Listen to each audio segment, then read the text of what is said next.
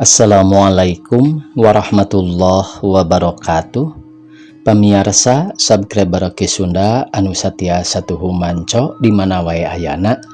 Dina dangat ayeuna urang neraskeun hanca dongeng Rusiah Eulis Marlinah bagian kagenap. Ieu anu nganggitna nyaeta Bapak Tatang KS. Sumangga supados teu nyangkolong teuing kana waktos wilujeng ngadangukeun.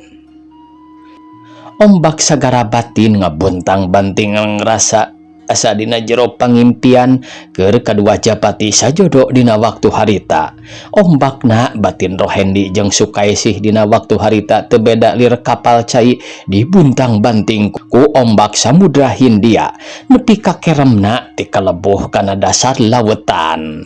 Geus puguh pikeun Rohendi mah hiji jiwa pemuda tur manehna teh kaasup jalma terpelajar sakolana luhur kalawan anak nu beunghar jeung turunan menak anu sawajibna manehna salaku jiwa muda mere contoh-contoh hade terhadap sasamana atawa pipanteseun nyieun tanda jasa pikeun kamajuan bangsa jeung nagarana anu ceuk basa ayeuna teh mah menuju masyarakat adil dan makmur gemah ripah repeh rapi. Tapi ceuk mungguh kahayang urang kitu soteh pamirsa dari jiwa Rohendi mah nyage kaasup pemuda tur terpelajar boleh teu aya kana pikiran kitu teh ceuk cohagna mah buta pisan sakadar anu dipikirkeun teh iwal ngalakukeun barang anu teu gejeg. Abong kena geus tuman tadi gawe resep kana macaan bangsa buku-buku anu teu paruguh jeung ngagugulung gambar foto bangsa jalma-jalma anu ngalakukeun adat pelanggaran susila ala Singapura jeung ala Prancis anu matak nimbulkeun bejad moral. Anu akhirna jiwa Rohendi awahing kumindeng-mindeng na ngabayangkeun cara jeung praktek dina eta gambar foto anu kitu nepi ka ti keceburna kana jurang sagara. Jadi jalma pemabuk cinta nu kitu nu kieu teu woleh disorang atawa dilanggar kalawan teu dipikir baris kumaha pibalukareunana. Aduh iya pamirsanya tahun kapungkur oge cenah kitu tah ieu tahun 70-an. Panginten zaman Ki Sunda mah tahun 80-80-an mah eta cenahnya bacaan anu inisial EE cenah. Sigana panginten Kang Putra, Kang Drons bakal eces pisan paintennya kagambar bari susulumputan saurna teh macana teh da sieun. Ya Allah, aya namanya aya dina genggaman tangan masing-masing. Aduh, mangga urang lajengkeun nya paninengan eta mah. Lamun hade diperbandingkeun mah tingkah laku antara Rohendi jeung Sukaesih teu aya bedana lir ibarat gula nyanding peueut. Komo keur Sukaesih mah anu beunang disebutkeun jiwa wanita tur geus boga pangalaman salaki aya kana genap kalina teh teu boleh kitu jeung kitu wae. Waduh, tos genap kali cenah ieu pamirsa. Sukaesih teh ayeuna ge keur manehna mah teu inget jeung teu rumasa hirup boga kewajiban lahir sipatna nu jadi salaki katelah kindi tukang sol. Sigana batan ingat kanu jadi salaki mah anggur beki kalebuh ti karebek dina kaayaan rasa asa dina pangimpian anu sakitu geus lilana. Om hareudang Sukaesih kakara kadenge deui nyarita bari ngusap kesang dina tarang Rohendi. Mohon wala Rohendi bari narik napas dadana kalasa ku Sukaesih mane ratug geus kitu korejat Rohendi hudang ngadon nyalingker heula sisi gupet anu teu lila kaluar ti kamar. Sukaesih kabawakeun hudang top kana loket ku siwel dikodok tuluy ngaluarkeun wedak jeung sisir katut lipstik ditunda dina luhur anggal. Tidinya sedot nyisiran kalawan beungeutna dibedakan deui nya kitu bibir teu poho diulasan lipstik warna beureum jambu. Sanggeus beres bus wedak jeung sisir teh diasupkeun deui kana loket. Geus kitu kaluar deui nyampeurkeun deui ka Rohendi anu harita kasampak Rohendi keur diuk ngabaheuhai dina kursi hareupeun bungalow bari ngageberan dadana ku majalah. Om capek ceuk Sukaesih anu teu kanyahoan kurunyungna ujug-ujug aya tukangeun Rohendi. Kantenan we capek mah. Na mulih ti mana atuh? Pantos ngapung ka langit katujuh sareng euis geuning bieu cahyana ge semu biru. Sukaesih nyerenge seri bari puhu lengan Rohendi di jemel lalaunan. Om, urang weh yuk, bilih kabujang hujan. Oke, walau Rohendi bari jung nangtung tuluy asup deui ka jero anu maksudna deuk nyokot ka mejana anu ditamrukeun dina luhur anggal urut ngedeng. Kayak antosan heula sakedapnya sih. Bade ka mana heula atuh? Kadinya ka restoran, bade wawartos heula ka si Emang. Walau Rohendi bari ngaleos, Sukaesih bus wae asup niheulaan kana mobil diuk di hareup mani anegleng asa jadi istri pembesar. Doraka hiru cek gerantos hate Sukaesih make boga pikiran kitu bari narik napas. Tekung silila Rohendi geus balik deui di barengan ku pagawe bungalow. Bade mulih wae neng, tanya pagawe bungalow bari sirahna nempo tina kaca pantong mobil ka Sukaesih. Sumuhun Mang. Walar Sukaesih bari seri. Panyanten Mang teh bade teras ngawengi di dieu. Gampil, kaya sanes waktos Mang. Tos kantenan rengset di Jakarta mah laluasa. Walau Rohendi bari unggah kana jero mobil gebrug pantona ditutupkeun gerung di starter. Mang, wilujeng kantunnya. Wilujeng angkat den. Walar pagawe bungalow bari rada mundur kulantaran mobil ngageleser maju lalaunan. Geus tepi mah ka jalan biasa dius mobil teh digas lumpatna menit tarik nakar. Teu beda anu kabur cek pandangan batur mah ngebot. Sedan Holden segitiga warna abu-abu beuki lila jalana asa beuki kasit setir diluak leokeun ka kenca kakatuhu. Kituna teh Rohendi ngajalankeunana eta mobil manisiga nu reueus teneung ludeung taya kasieun teu ringrang sieun selip kana jungkrang. Jongjon leungeun sabelah muter-muter setir anu sabelah deui dipake ngaleng awak Sukaesih. Geus ngaliwatan sasak Citarum Raja Mandala kakara leungeun anu dipake nangkep awak Sukaesih teh dilesotkeun gap duanana nyekel kana setir kulantaran deuk nyorang tanjakan jeung tikungan. Barang setir dibantingkeun ka kenca dina pelebah tikungan pisan perwis jeung Jeep Toyota anu sarua harita pada narikung. Cekit ceger. Mobil Holden anu ditumpakan ku Rohendi jeung Sukaesih teh tabrakan jeung eta Jeep. Ampir we mobil Jeep teh meh milepas kana gawir mun teu kesit mah supirna ngabantingkeun deui setir kakatuhu.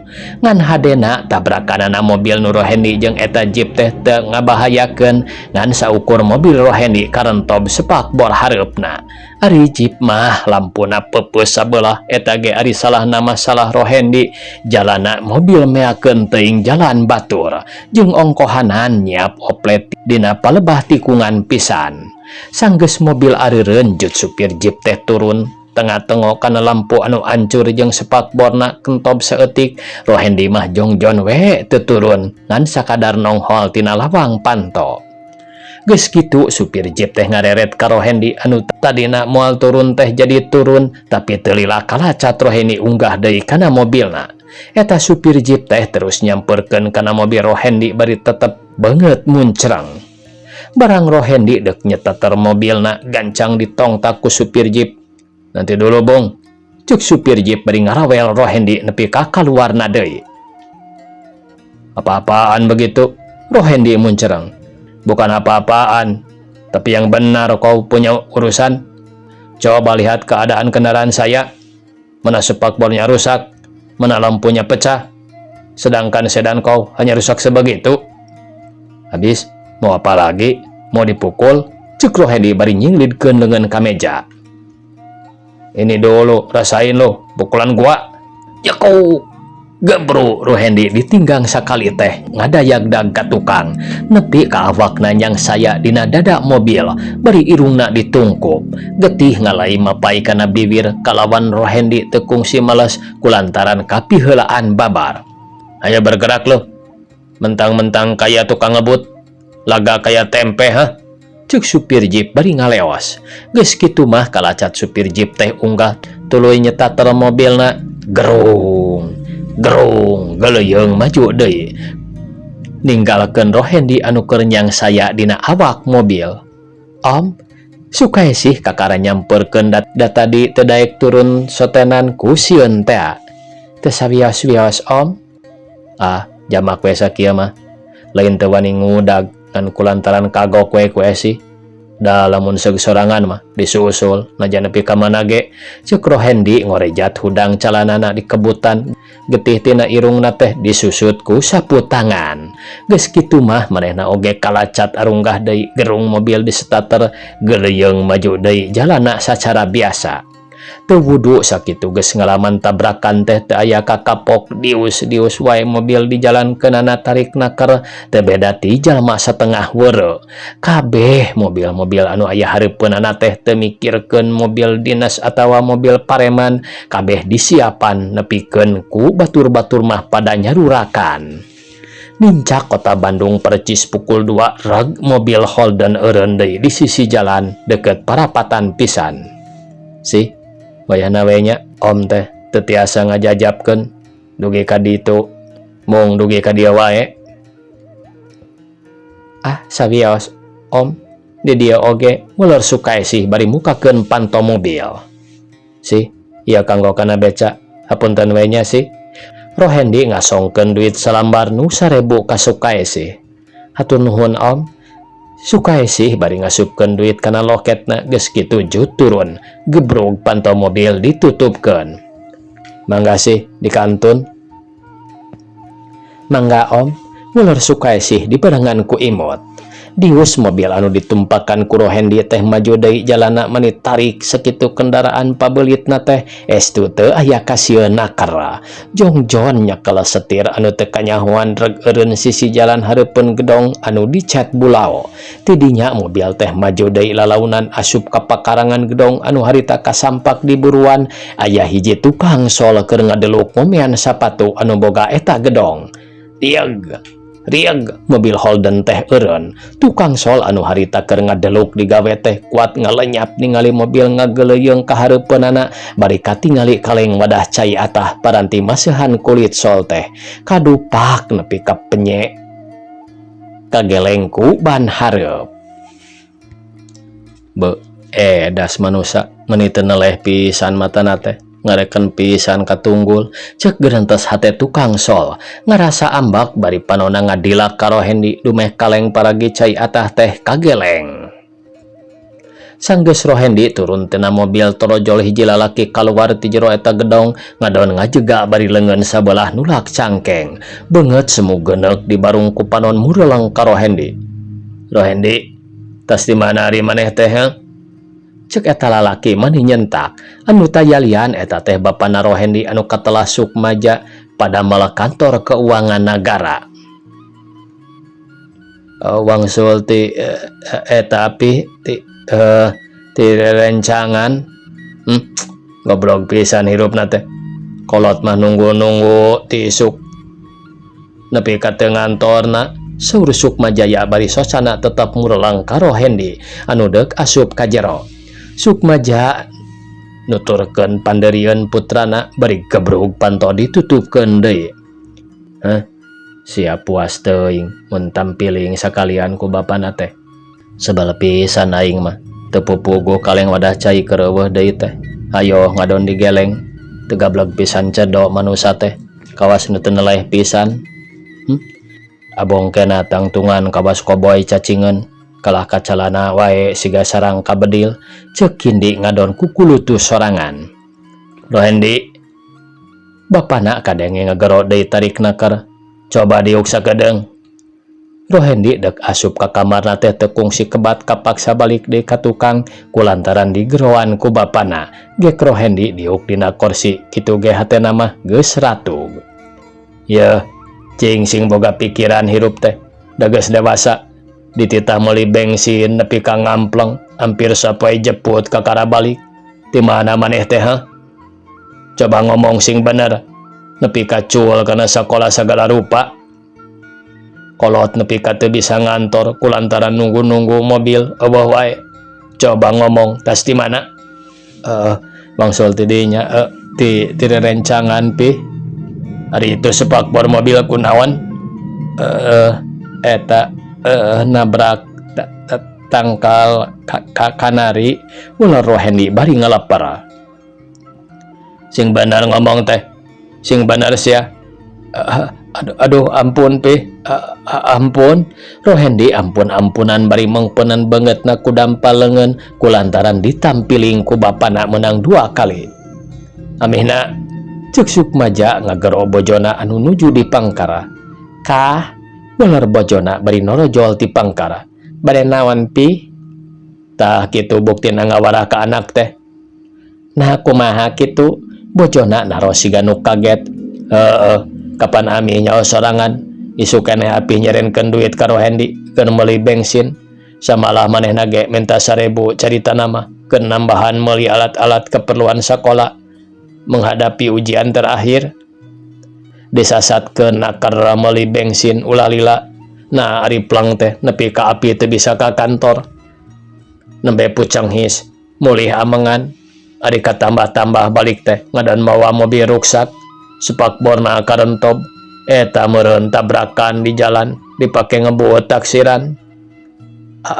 Henteu pi henteu dianggo ngebut tembak Rohendi.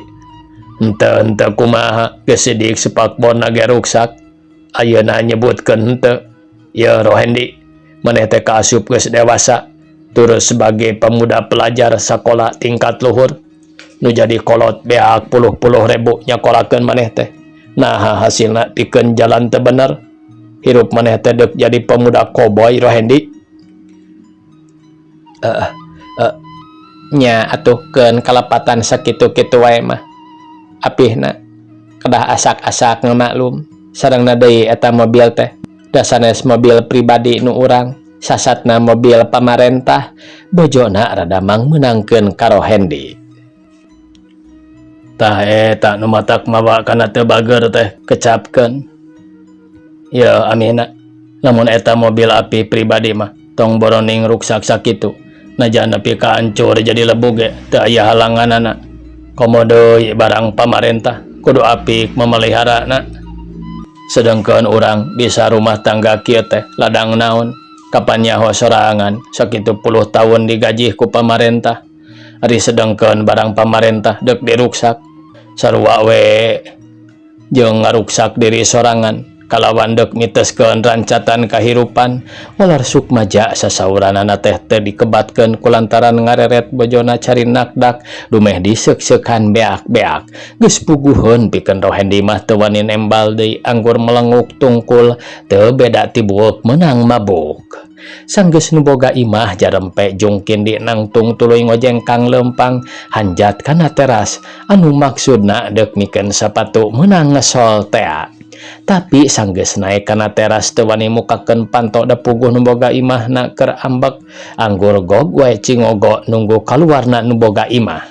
Kira menang 5 menit anu boga imah nyarita kieu kanu jadi anakna anu menang nyeuksekan. Rohendi coba terus terang ti mana maneh anu sabenerna lamun dipungkir awas rasakeun nya. Wangsul ti Cipayung pi tos amengan sareng lerencangan jawab Rohendi nyaritana bari ngalalapara.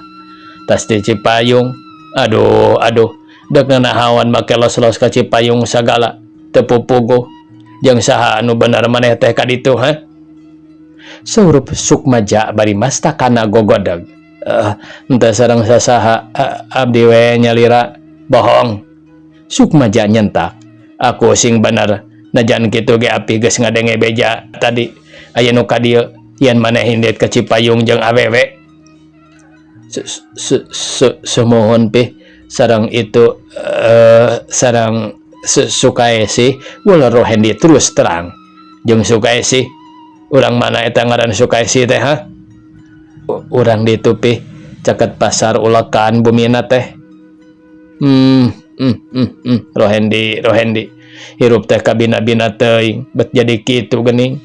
Jep anu di jero eta gedong teh jempe deui saurang ge teu aya nu nyarita taksiran wae keur pating harulang mikiran dina kaayaan laku lampah anakna. Ngadenge kecap Sukaesi kitu tur imahna deket pasar ulekan kindi ngadak-ngadak kabawakeun ngahulang nepi katimbul pertanyaan dina batina.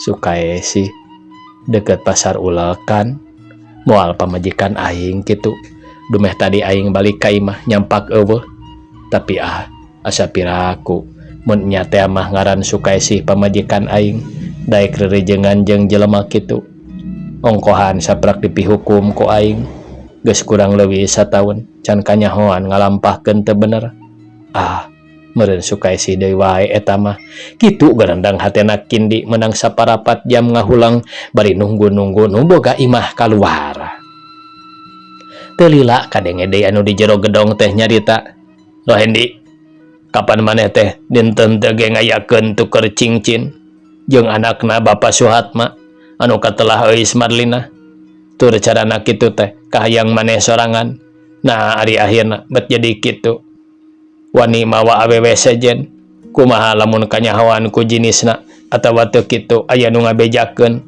meureun jadi timbul kagorengan kalawan pasti nu jadi kolot ge kababawa dek dianggap naon jiwa wanita ku maneh teh Rohendi nah dek dianggap cocoan atawa dianggap tambah lumayan aduh moal ku aing dibanting mah ku koresi Sukmaja nafsuna teh lain heureuy waosna maniti kakarakat samalah lamun teu kabujang dikenyang mah panangan Sukmaja ku bojona pasti kursi teh dibantingkeun karo Hendi kehela pi ulah wakah kitu ari sagala rupi teh kapan apih ge samemeh sepuh teh anom heula tur karaos panginten zaman keur anom bener ngora teh heula mah ngan keur apih mah najan keur ngora ge teu pernah nyieun kitu peta ka batur samalah boga pamajikan ge kakara sakali nyata ka amihna alus ngawara anak teh pantas nu jadi anak dek teu balik ge da wawarahan nu jadi indungna segala rupakeun wae datang koran anyar aya film anyar song ditembongkeun ka nu jadi anak aya film anyar song ditembongkeun hayo ngadon teu pupuguh tiap malam minggu nu jadi anak ngayakeun latihan dangsa make di dinan di imah sorangan pantes carana kitu ngawarah ka anak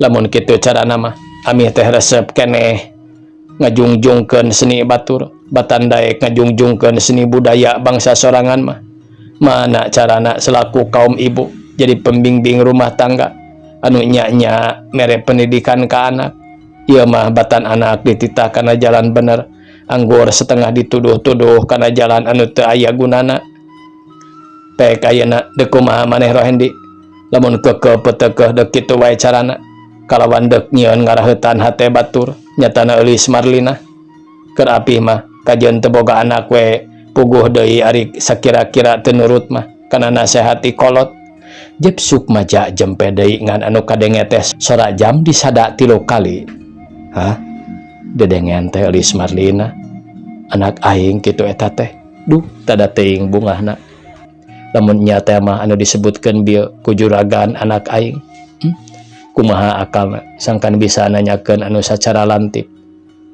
urusan ngaran anu disebutkeun bieu iraha deui mah dek ngahaja aing ulin ka dieu sugan we bener eulis Marlina ngaran anak aing ceuk Kindi timbul deui ngahulang mikiran ngaran hiji awewe anu tas disebutkeun ku nu boga imah yen kadengena eulis Marlina kitu keur anteng ngalamun hate Kindi ngalenyap ngarasa reuas ku ayeuna panto teu kanyahoan ujug-ujug brai wae muka bari katingali anu bogana nonghol ti lawang gan ceuk Kindi bari beungeutna semu bareurem aya naon mang Sukmaja naros bari kaluar ieu kagungan teh parantos walar Kindi bari nembongkeun sapatu anu meunang ngesol sapatu aduh kumaha atunya kaleresan abdina teh ka kantor sinareng kaleresan pisan nuju kosong kumaha kinten-kintena upami enjing wae mang angkat deui ka dieu teu kitu bari mulih we ngalangkung ka dieu nya